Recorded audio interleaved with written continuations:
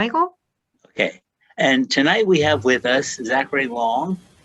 Zachary is the, I'll probably get this title wrong, but Special Events Coordinator and Volunteer Coordinator at Pensbury Manor, William Penn's country home, reconstructed on the Delaware River, just north of Philadelphia. And if you've not had a chance to visit there, I encourage you to visit. It's a great place with a wonderful story to share with everybody.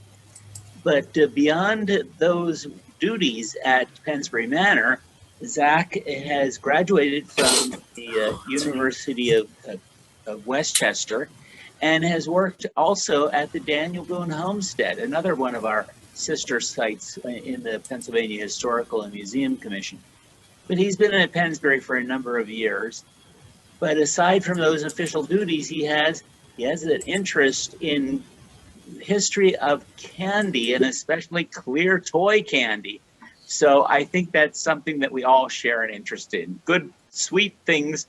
And so Zachary's going to share a little history of those things with us this evening. It seemed like an appropriate thing to do as we approach the holidays. So Zachary, I'm going to let you take over the program. Thank you. Thank you very much, Michael, and thank you, Elizabeth, and everybody for joining us tonight. As Michael said, I do have a love of confections and historic cooking in general. When I was probably about 15, my parents took me to Philadelphia for the first time, and I found Shane's Confectionery, which boasts the oldest operating candy store. And I saw clear dough for the first time, and I thought, well, I have to figure out how to make that. And as a historian, I don't just stop at figuring out how to make something. I have to learn the history of it. So what I'm going to share with you is some of the research that I've done and some of just the basics of making clear toy and what it takes to make clear toy. So we'll get started.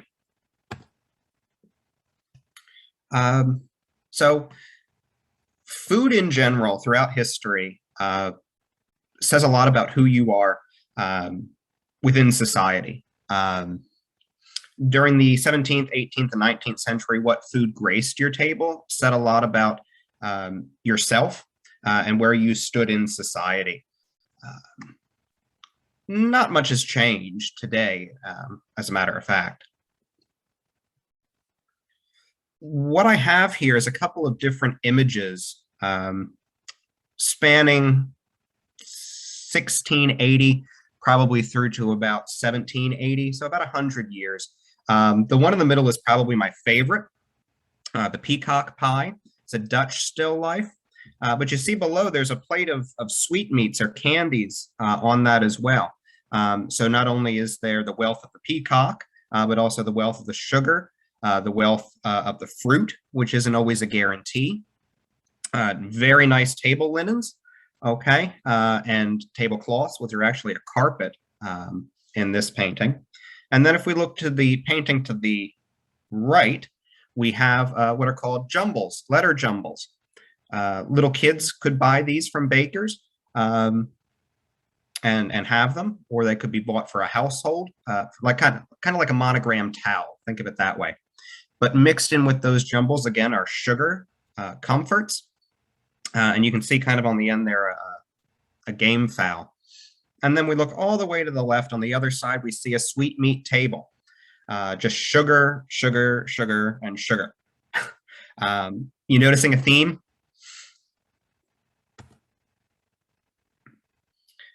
So let's talk a little bit about exotic and new. Foods that are new to Europe are coming from the Middle East in the early 17th century, and also America. Europeans quickly developed a strong connection and addiction for a lot of these new goods that are coming into England, into Germany, into France, to a lesser part into Spain. Such goods like coffee, tea, chocolate, sugar, citrus fruits, so lemons, pineapples, oranges, things like that, and spices like cinnamon and nutmeg begin to come in and really change the culinary identity of England and Germany and France and many other European countries. Sugar eventually takes over Europe. We don't see people using honey as much anymore. We don't see people using molasses as much anymore, especially if they have money. It's kind of interesting. Oops, what happened? There we are. So I've said sweetmeats a lot, and I'm going to take this time to kind of put a definition to it. The term sweetmeats typically refers to small confections such as candied fruit, gilded nuts. Gilded is gold, golded nuts or silver nuts. Sugared comfits, which can be small candy-coated seeds or nuts themselves, and candied flowers or crystallized flowers, and others. What's actually kind of interesting about the picture that I pulled here, this is an 1810 illustration mocking English society, actually. But in the back, you can see a pineapple, which is actually candied and then dyed to look orange or yellow. You can see the apothecary jars filled with sweets, glasses filled probably with syllabub, which is wine and cream and sugar whipped together. And then the pudgy admiral at the bottom, you can see has a bag of sugar plums. And sugar plums actually in the 18th century are just kind of like Jordan almonds, candied nuts. And then the slender general on the other side is having a nice little syllabub there. But I just like this illustration, and I work it in wherever I can, especially with candy talks. So let's talk a little bit about crystal sugar candy, which will eventually turn into what we think of as clear toy candy. Crystal candy comes from boiling sugar, okay? Your confectioners, beginning about the 17th century, or what I call sugar bakers, is what they were actually marketing themselves as. It's kind of a cool term. Would heat the sugar with water, just the way we would do today, to that magic 353, 75 degree range, and would start to coat things with it. Like I was saying, sugar plums, comforts, or comfits. Band strings, which if you think back to those illustrations, were those kind of long, bumpy tails on the sugar plates. They're actually candied licorice a lot of the time. And then barley candy and nonpareils. Yes, we're making nonpareils. And think of it the way we have it today, a candy bottom to a chocolate disc. Same thing, nothing has changed. This illustration, though, is really kind of cool. It comes from an encyclopedia, but you can see the sugar baker or the confectioner working on a candy coating table. In the 20th century, this will turn to a drum and it becomes a drum coater. So if you go to a candy company today, you'll see these types of pans still being used just mechanically. But what he does is he has that suspended over a coal bed, which you can see underneath, and he shakes the seeds back and forth. And if you look, you see the little funnel. You pull the thing out like a funnel cake maker, and the sugar will drip into the pan slowly and coat the seeds. So you rock the pan back and forth, and it coats your seeds, just like the machine does today. So I like this image a lot. Moving on. So to mold or not to mold, this whole talk is on clear toy. So everybody's mind automatically goes to the little candies that they remember getting as a child. Originally, though, the 17th, 18th, and into the early 19th, the sugar bakers would create the sugar and then let it cool, pull it into ropes, and twist it. Kind of like those Christmas decorations made out of tin that swirl. Think of it the same way. However, we found something interesting, or I found something interesting reading actually a relatively old Christmas book. It's entitled The Christmas Cook, 3 Centuries of American Yuletide Sweets by William Wose Weber. And while reading through it, I came across his research from 1638, a receipt book, and he quotes a receipt or a recipe to make any artificial fruits. And then I went and did some digging and was actually able to find the receipt. And what it is it's making molded candy out of sugar, just like we think clear toy is. But his molds, unlike metal today, were made out of plaster of Paris, or what the 1638 author called alabaster. So it's kind of cool. And she was making grapes, oranges, lemons, cucumbers, really kind of cool stuff with these plaster of Paris molds. And it's not really until the mid 1800s, so right around the Civil War, that we start to see the emergence and widespread use of those metal candy molds that we think of today, that you can find in antique stores all over. Okay, so the talk is on clear toy, not on barley candy. And there is a difference. What I produce is clear toy. I use pure water. There are some people that will make barley candy, which is produced using barley water. It does have a different taste. People will say that it tastes the same. It doesn't. I think my candy is sweeter than barley candy is. But like I said, the barley candy is made using barley water, and clear toy is made with pure water. Okay, so just keep that in the back of your head as we continue through the presentation. Clear toy candy, the part that everybody likes. What you see there in the image is stuff that I had done about 2 years ago. So before the pandemic started, I did a program in Berks County, actually, talking about different sweets and confections for the holiday season, and made some clear toy. But clear toy is actually relatively easy to make, and you can do it at home even without the molds. You can pour it into a sheet pan, let it cool, and then crack it. And we call that kind of church glass or window glass. It's what I use the excess sugar that I have if I run out of molds to do. But what you do, the ingredients you need, I should say, are sugar, water, cream of tartar. The cream of tartar is the stabilizer, and kind of gives it that acidic taste. And then you can color it. The coloring is optional. You can produce red clear toy, you can produce green clear toy, or clear, what some people call yellow. Now, what I do is clear. You can see that it's really not very yellow. You can see straight through the clear pieces. And that's because I stop at 300 degrees Fahrenheit.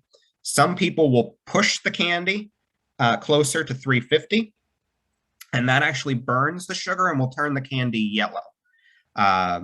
Gives it a different taste too.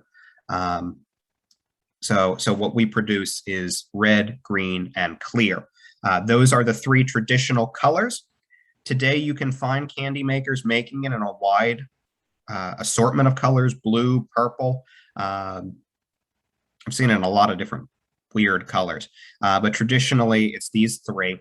And the green is made using blue dye, not green dye. Okay. A season for everything, and everything has a season. Unlike other confections, clear toy and barley candy have what's called a season, quote unquote, in which they are able to be produced. If it's too warm, the candy, it won't set, and you'll end up with a mess of hot boiled sugar. Don't ask me how I know. I'm a professional. It never happened. I'm kidding. If it's too cold, the candy actually sets too fast, and it seizes in the molds, and you can't get it out, and then you're stuck with this piece of candy inside a metal mold, and you end up soaking that mold for 3 hours to get the sugar out. It never happened to me, trust me. Not. And then if the humidity is too high, nothing will go right. Absolutely nothing. So really, there's a season, and you got to work within that season. Typically, clear toy or barley candy is made from about mid-November through March. But what I have actually found is that it's still really humid out. There's still a lot of moisture in the air, and the temperature fluctuations during the day aren't good for making candy. So the season for doing this is actually shrinking. And I've never been able to push it into March. The humidity comes back in March. So what I'm able to achieve is probably about December to February. And after that, it's kind of hit or miss. Yeah. Holiday treats. So due to the confection season and the season in which it falls, the whimsical shapes that are created by sugar bakers or confectioners tend to be associated with the winter holidays, with Christmas, New Year, Valentine's Day, and into Easter if Easter falls kind of early enough. And beginning in November, candy shops would begin to advertise their holiday treats, and if any candy store is worth their salt, they're gonna produce clear toy or barley candy, and they do that through different ads. The Confectioner's Journal, which was still published up until fairly recently, produced ads for different candy shops. This is an ad that I pulled out of an 1875 Confectioner's Journal that I have here at home. And you can see, if you look, holiday goods, an endless variety and the largest, latest novelty of fancy boxes, glass balls, Christmas tree ornaments. So they're not only selling candy, but they're selling all the supplies that would go on a Christmas tree. Roses and other cake trimmings. And there at the end, flags, banners, sugar, and gum paste toys. So gum paste, excuse me, is sugar plate toys, which are a little bit harder, not really meant to be eaten. They're kind of decorative. And then the sugar toys are what we think of as clear toy candy. But what I find interesting about confectioner shops, and this ad does a really nice job, is that they're supplying people the holiday. You can get your tree there. You can get your ornaments there. They can produce candy that can be hung on the tree. They can go to the baker and get cookies to be hung on the tree and sell the cookies. So it's really kind of interesting that during the Victorian and into the 1910s, 1920s, and even to the 1930s, the confectioner was where you went to have Christmas, to get your kids' Christmas presents, to get that feeling. Okay, molds, the fun part. And for me, the expensive part of the hobby. The key piece of equipment that you need to make clear toy is the mold. Okay, like I said, you can make clear toy at home by boiling the sugar, the water, the cream of tartar, and pouring it into a pan. That'll make clear toy. But if you want to do molded pieces, you need to find the molds. Throughout the 19th and 20th century, excuse me, there have been a number of manufacturers of these molds. Pennsylvania boasts a lot of mold manufacturers, Philadelphia specifically. And we're going to talk about a couple of them. This is by no means an exhaustive list of candy mold makers, and I don't touch on everybody evenly, okay?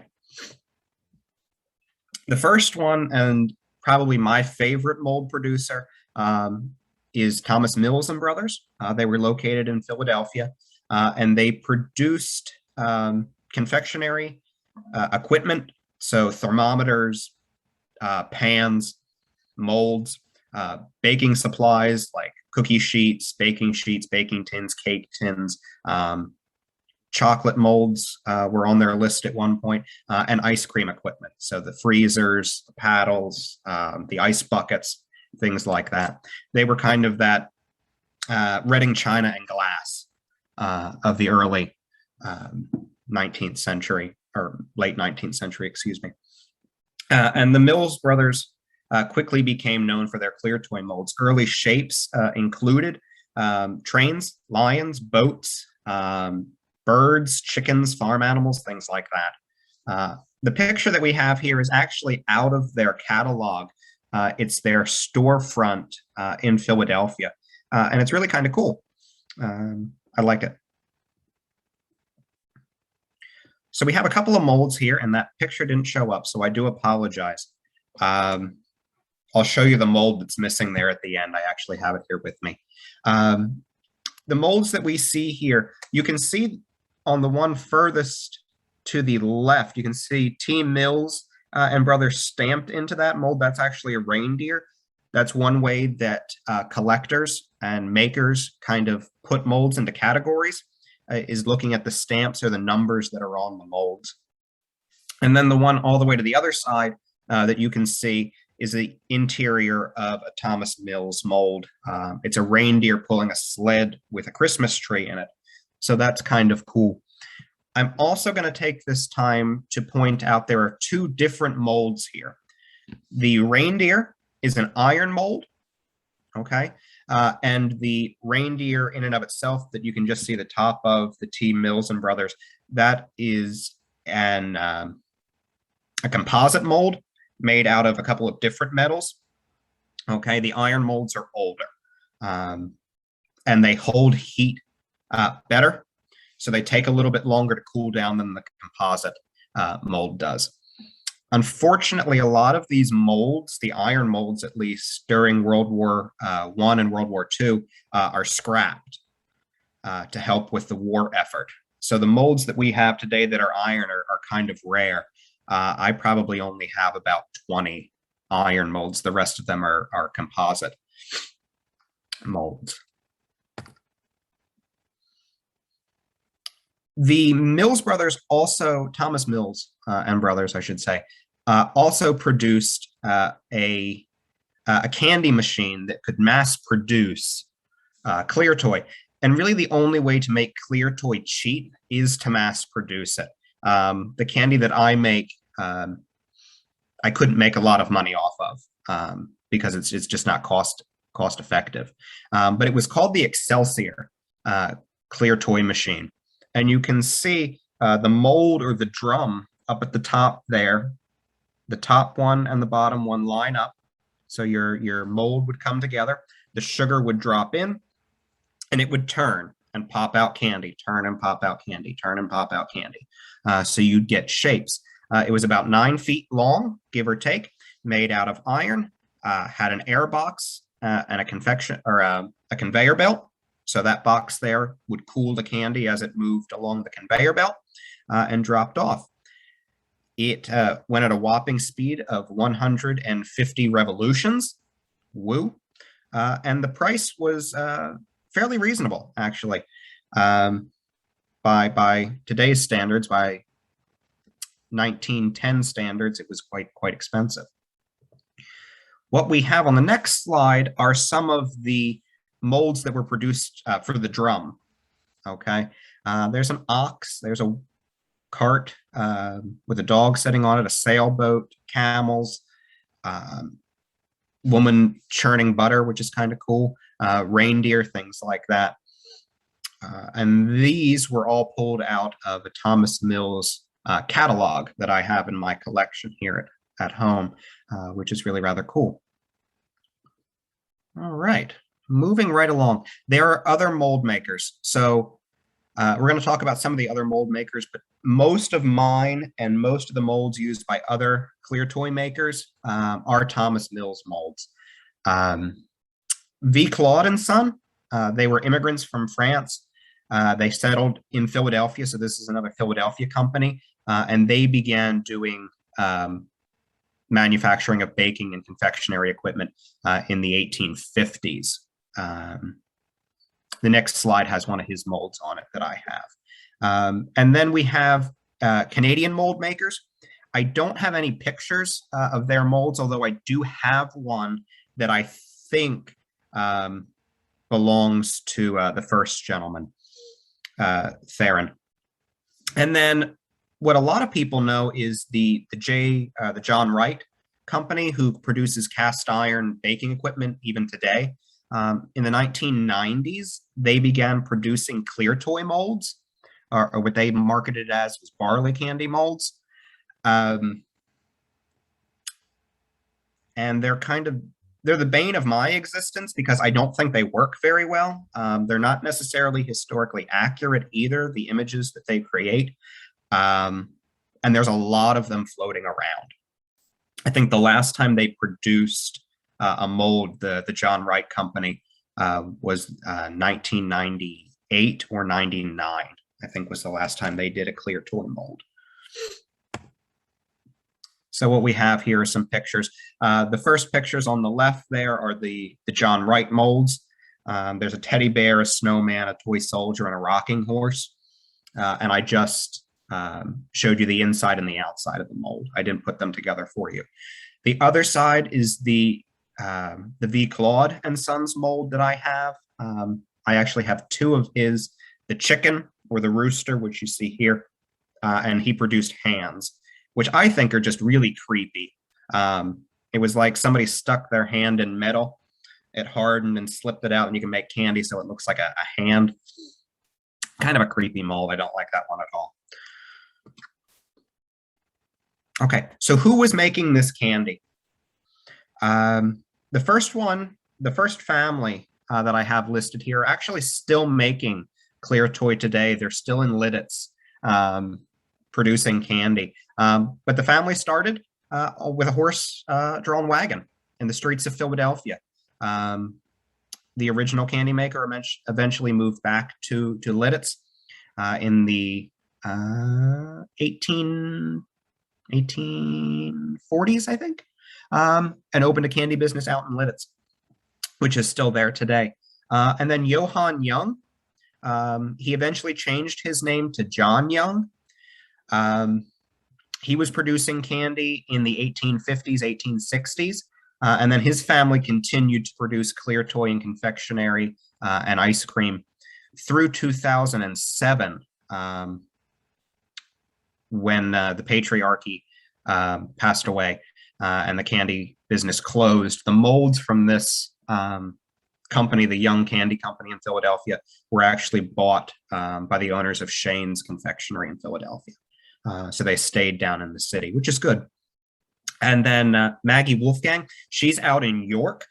She had an incredibly successful business making candy out there. Unfortunately, her business came to an end when her building caught fire. Sad for her.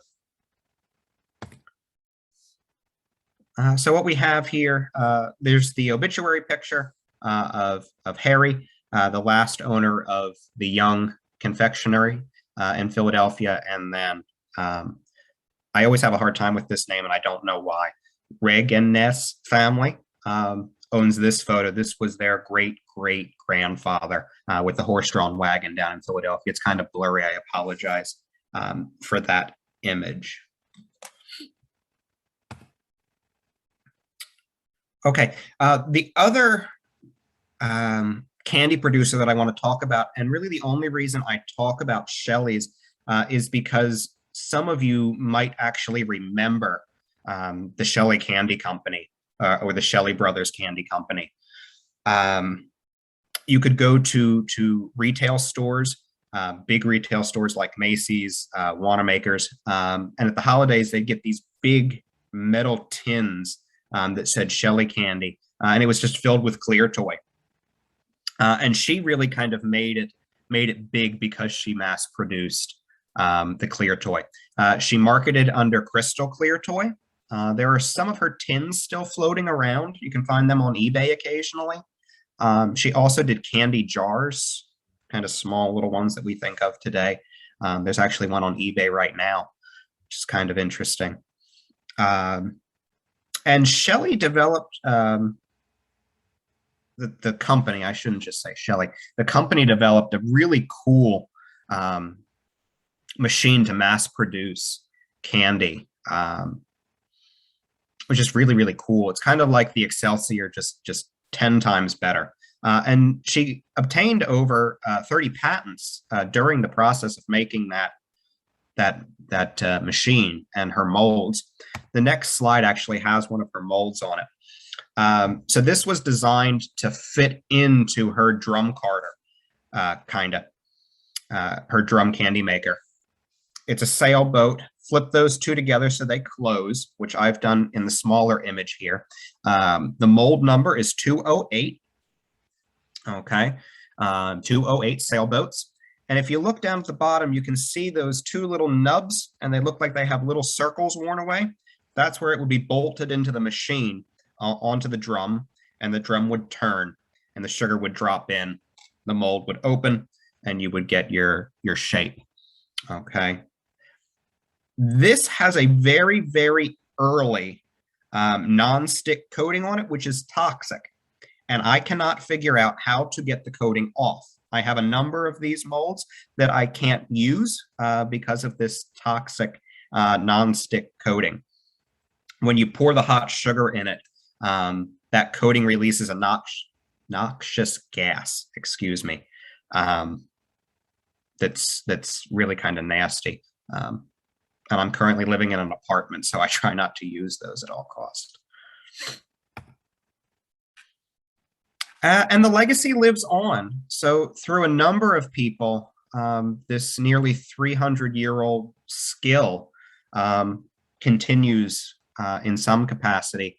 Ryan and Eric, the proprietors of Shane's Confectionery, two great gentlemen down in Philadelphia who I met when I was down there for the first time back when I was 15. Fantastic. Like I said, they bought the young molds in 2007 at the auction of the candy company. And they stayed down there, and they're collecting candy making equipment. They have a lot of Thomas Mills stuff. Just great guys. If you ever have an opportunity to get to the city and go to that candy shop, I highly recommend it. The Reaganess family is still operating a small clear toy business during the holiday season. They have a website. If you type that name in, you can pull up their website and order candy from them. They still maintain a collection of over 300 molds, which is just phenomenal, amazing. I can't fathom having that many molds. And what's interesting about their family is that they only produce the yellow, the clear, and the red candy. I don't believe they produce the green. And then Suzanne Wainwright, a friend of mine, an acquaintance, I should say, just an amazing lady. She works to preserve the history of Clear Toy and the Thomas Mills and Brothers Company. She has a phenomenal website. If you're interested in Thomas Mills, you should check her out. She does amazing demonstrations. She's at Peter Wentz a lot during the holiday season. She does exhibits around the state and does just phenomenal presentations. Just an amazing lady. And I actually go to her for all of my questions when I get a mold that I'm like, I don't know what to do. She's always there to help clean and work with me. Just an amazing lady. But that ends my presentation. I want to thank you all very much for your attention and your time. You've listened to me babble enough. So do you have questions for me that I can answer or can't answer? We'll open up the floor to you guys.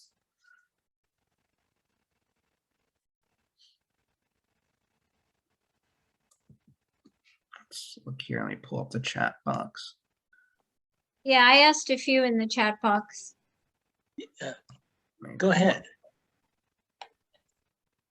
Reaganess Candy is now in Myerstown in a house in the basement. Oh, they moved then. And it's really tiny, but they still have the old candy display. And you can go, of course, on their website. You know, he doesn't make the molasses candy until now. He doesn't do that in the summer at all. But yeah, they're in Myerstown now. Well, they've moved. Thank you for that. I'm going to have to change that. Yeah. And then what is Peter Wentz? Peter, did I say Peter Wentz? Yeah. Well, Peter Wentz is an 18th century farmstead. I'm trying to think. It's in Montgomery County. Oh, okay. What is the name of that? The governor, the old governor. Governor Prince Park, but that's different. Right. It's really closer to Peter Wentz is closer to Skippack and Dorchester is the address. If you Julia, if you Google Peter Wendt's Farmstead, you'll Yeah. come up They with come it. up.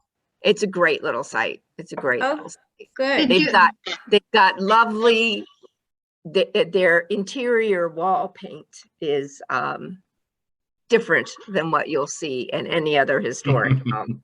It's worth a visit for the polka dot kitchen.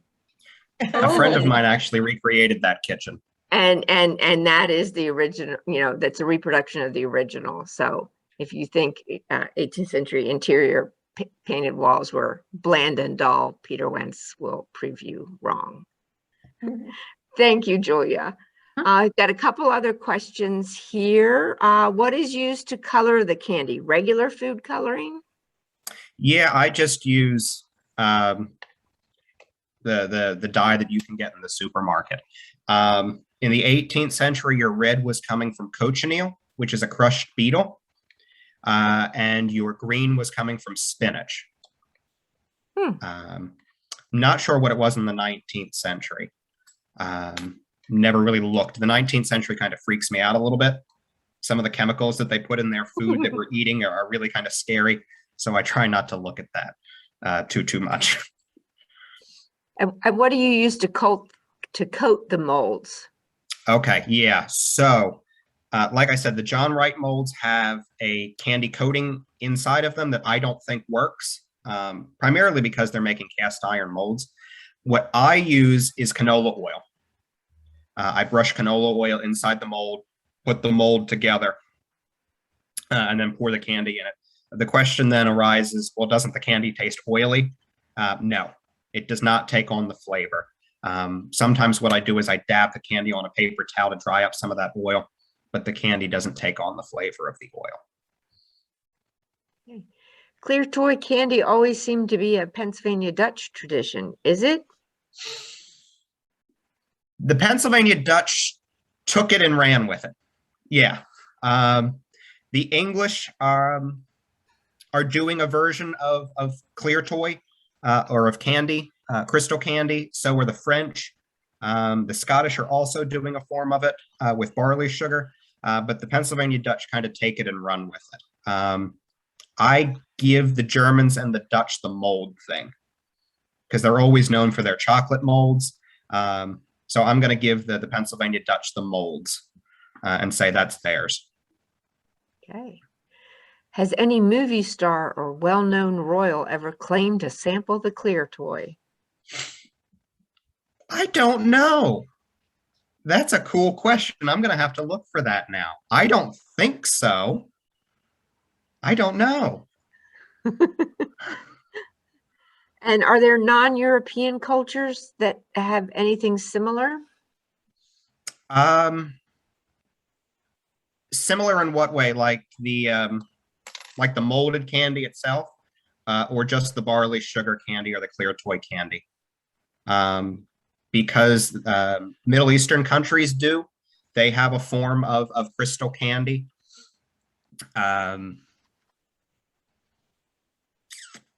The Chinese and other Asian countries, I don't believe, do the molded thing either. They do the poured cut candy. I think it's the Europeans that kind of corner the market on the figurine aspect of clear toy. But don't quote me on that. And were flavorings added? Okay, originally, no. Clear toy, when it was first developed in the 19th century, what we think of as clear toy in the 19th century had no flavoring to it at all. It was just the sugar, which is why I think kids like it because it just tastes like cotton candy. Today, people put flavoring to it just like people will change the color of it. They'll put flavoring to it. But originally, it did not have a flavor. It was just either the flavor of the barley sugar or the barley water or the pure cane sugar.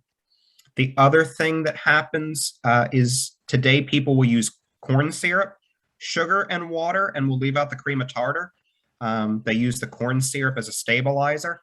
That is not appropriate either. And I think that just makes the candy very, very, very, very, very sweet. Noxiously sweet. Is there a recipe to make these at home? Yes. Yes, it is very, very simple, and I'm actually going to give you guys the one that I use. So if you all have a pen and paper, and if not, I will type it into the chat box. 4 cups of sugar, 1 cup of water, 1/4 of a teaspoon of cream of tartar, and then if you're going to add color to it, 3 drops of your colorant. You can go lighter if you want it to be a paler color, and you can push it to 4 if you want it to be a really dark color. But I will type that in, and that is all it is. Nothing more. Bring it up to 300, 325, that magic number. Try not to go past it. And like I said, you can pour it into a sheet pan if you want to do window glass, church glass, or if you have molds at home. If you have the John Wright molds, a lot of people I know have them. Pour it in that. Let it set probably 3 to 5 minutes. Okay, don't let it go much past that. Take a paring knife, crack the mold open, and you've got your candy. Good. Do you make barley water? I don't make barley water. All I produce is clear toy. So I use the sugar, the pure water, and the cream of tartar. I have tried to make barley water. It's long and complicated and drawn out. I just don't do it. All right. Well, Zach, this was very interesting. I am going to be in touch with you more about the John Youngs because I am a Young and John Young is. Are you really? Yeah. And we go back to the John Youngs.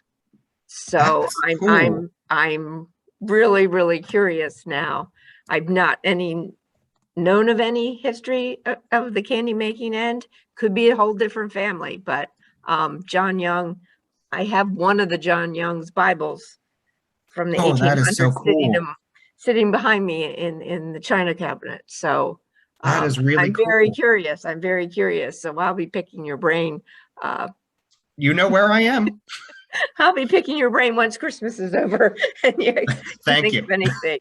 Which, if you would you like to do a little plug for your Holly Nights at Pennsbury? Yeah, if you don't mind. Oh, go right ahead.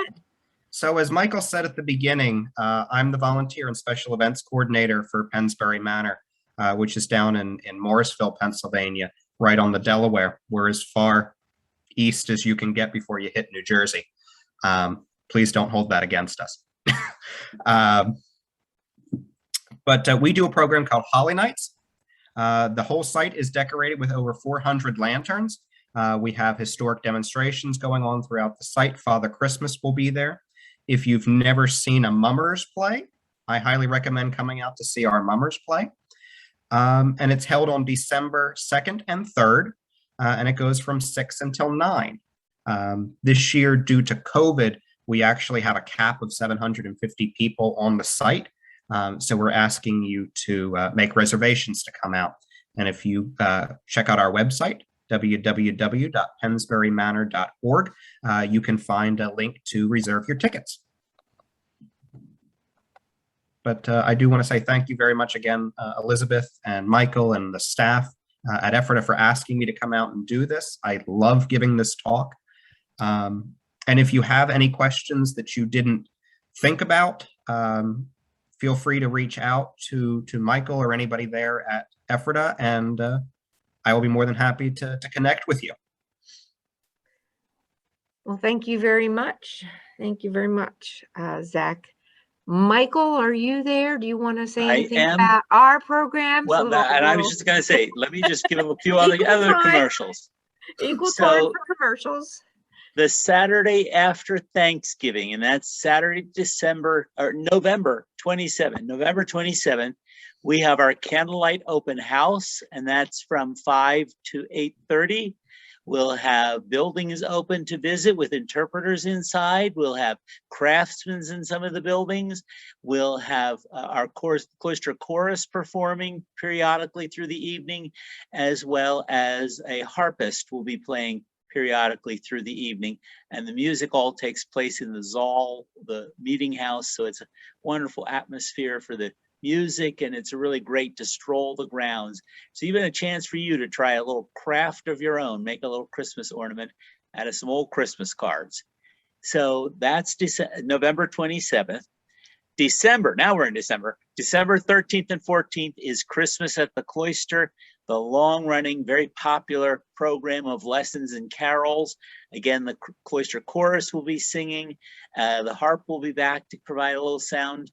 And the group of visitors will sit in us all and enjoy the music and sing along with some Christmas carols. And we'll have some of the Christmas story read from Scripture by some of the local ministers.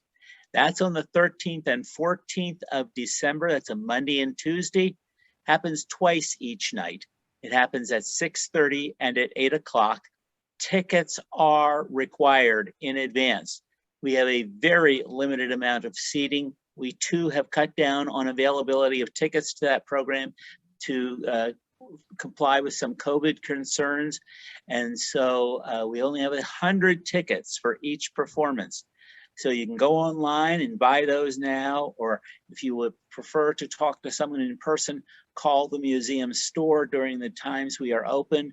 And that's, excuse me, that's the Thursday through Sunday from 10 to 4. And Sunday is noon to 4. And you can call the site and we'll connect you with the store and the tickets. Lastly, on December 27th, 28th, 29th, and 30th, that's a Monday through Thursday, we have our lantern tours conducted by our high school volunteers. They take on the roles of people from the past to tell you a story of Ephrata. And this year, our story is based on an event that happened very early in Ephrata's history about the time the brothers refused to pay taxes, and some of them wound up in jail. So you can join the crew that's coming to arrest the brothers for not paying taxes as part of that tour. Again, advanced tickets are required. We're doing something new with the tickets. If you come to that program before, you've come on a half hour. This year, we're going to start the tour every 15 minutes with a smaller group of people in each tour. Again, call the site. You can call after December 1st. Those tickets are only available starting December 1st. Or you can check out, again, our website. With all of our activities on site, we are strongly encouraging folks to bring masks and wear masks and observe social distancing when possible. We strongly encourage that, thinking especially about the fact that for some of our programs, young children who cannot or may not have yet gotten a vaccine aren't even eligible. So we ask you to help us help all of our visitors to stay safe. And there are tickets for the Candlelight Open House on November 27th and for the Christmas at the Cloister musical event in December 13th and 14th. If you go to our website and go to the event calendar and click on that particular program you're interested in, you can buy advance tickets online. So you have them when you get there on the 27th, and you don't have to call the store. You can just go right ahead and purchase them online. And the links for that are at the bottom of the event page. When you click on the event, it'll go take you to a separate page. And at the bottom of that page are the links for the online tickets. Right.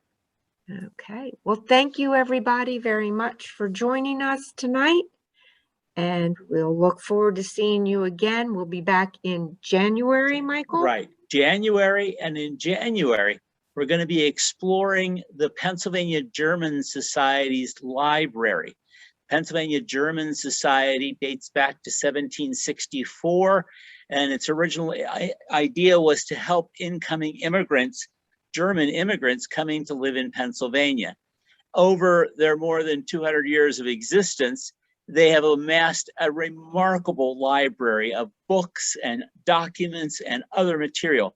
And so we're going to have the head of the library committee, Alexander Ames, and some of you may remember Alex, who spoke with us before, and he's going to be giving us a tour of the library at the German Society on that second Thursday in January.